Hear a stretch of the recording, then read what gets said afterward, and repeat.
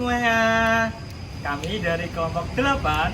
Nah, di sini kami akan membahas topik yang sangat penting teman-teman, yaitu terkait konstitusi RIS dan juga undang-undang dasar sementara 1950. Nah, kedua konstitusi ini muncul pada masa transisi setelah Indonesia merdeka. Jadi, banyak hal menarik yang harus dibahas. Nah, untuk teman-teman semua, tolong simak videonya dengan baik ya. See you.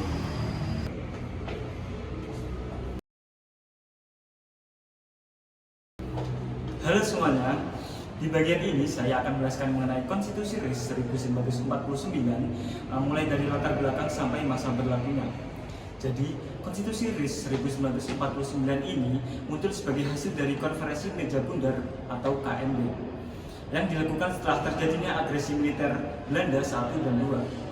Jadi, bisa dibilang konstitusi ini adalah bentuk kompromi politik antara Indonesia dan Belanda untuk menyelesaikan konflik dan menyerahkan kedaulatan secara resmi.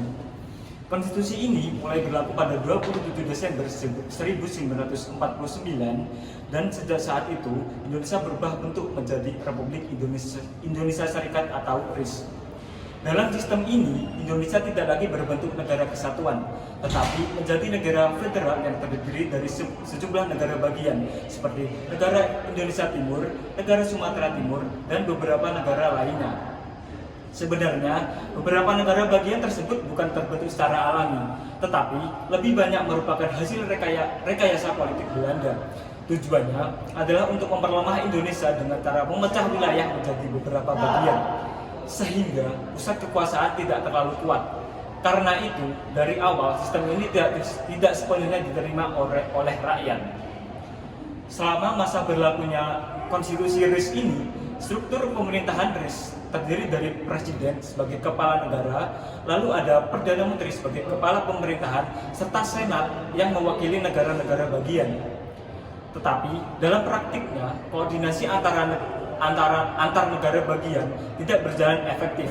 Banyak negara bagian juga sebenarnya ingin kembali ke Indonesia yang bersatu, bukan sistem federal seperti ini.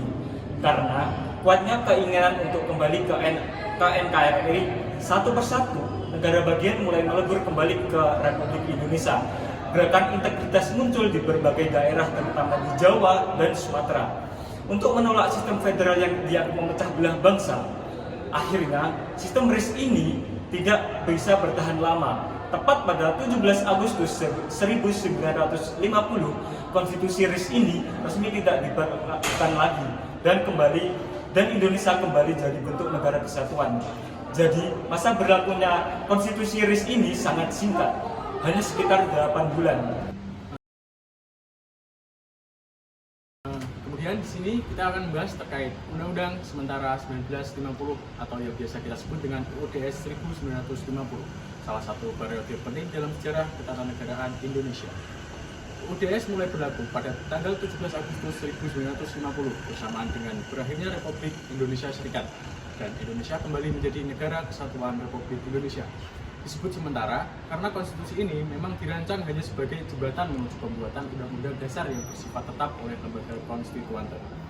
Perumusan UUDS sendiri dilakukan oleh panitia gabungan antara Republik Indonesia Serikat dan juga Republik Indonesia setelah proses penyatuan negara.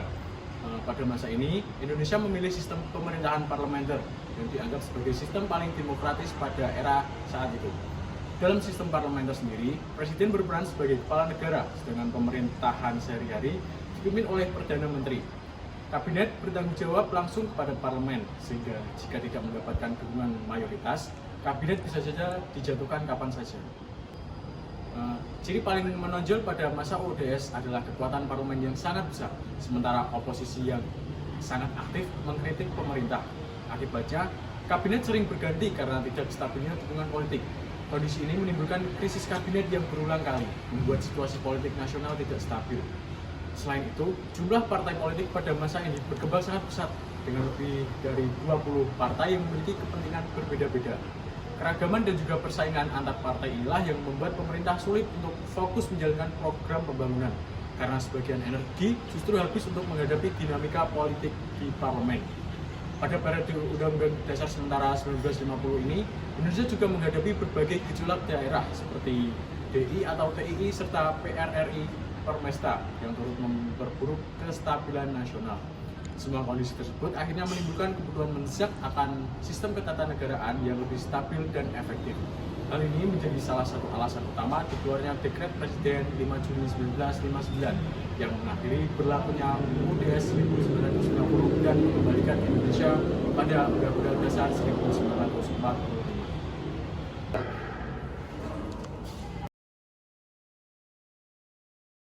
Kalau kita melihat perjalanan sejarah tadi, baik pada masa Konstitusi RI 1949 maupun UUD 1950, sebenarnya Indonesia sedang berada dalam fase pencarian bentuk negara dan sistem pemerintahan yang paling ideal. Setelah merdeka keduanya menjadi bukti bahwa proses membangun negara itu tidak langsung selesai hanya dengan proklamasi, tapi membutuhkan percobaan, evaluasi, dan penyesuaian. Sistem federal pada masa RIS ternyata tidak cocok untuk Indonesia, karena Indonesia pada dasarnya lahir dari semangat persatuan, maka pembagian negara menjadi negara bagian justru membuat koordinasi pemerintahan rumit, rentan perpecahan, dan mudah dimanfaatkan pihak luar. Jadi, secara ide dan praktik, sistem federal kurang efektif bagi negara yang baru merdeka. Setelah itu, Indonesia beralih ke UUD 1950 dengan sistem parlementer. Sistem ini sebenarnya sangat demokratis, tapi juga sangat sensitif terhadap dinamika partai politik. Karena banyaknya partai dengan kepentingan berbeda, kabinet sangat mudah jatuh dan sering berganti. Akibatnya, pemerintah lebih sibuk menghadapi konflik politik daripada menjalankan program pembangunan untuk rakyat. Kondisi politik nasional menjadi tidak stabil dalam jangka panjang. Dari situ terlihat bahwa dua konstitusi tersebut memberikan pelajaran penting bagi bangsa Indonesia, bahwa negara baru membutuhkan sistem pemerintahan yang stabil, efektif, dan mampu menjaga persatuan nasional. Ketidakstabilan politik pada masa RIS dan UUD 1950 menjadi salah satu alasan kuat dikeluarkannya Dekret Presiden 5 Juli 1959 yang kemudian mengembalikan Indonesia ke UUD 1945 sebagai data negara. Jadi kesimpulannya, pengalaman menjalani konstitusi RIS dan UUD 1950 adalah fase penting dalam perkembangan ketatanegaraan Indonesia. Meskipun penuh tantangan, fase ini membantu Indonesia menemukan dasar negara dan sistem pemerintahan yang dianggap paling sesuai dengan karakter bangsa, yaitu UUD 1945. Dari sini kita belajar bahwa persatuan, stabilitas politik, dan efektivitas pemerintahan menjadi kunci dalam membangun negara yang kuat. Sekian yang dapat kami sampaikan. Semoga topik yang kita bahas kali ini bermanfaat bagi semua orang. Selamat menonton teman-teman. Terima kasih.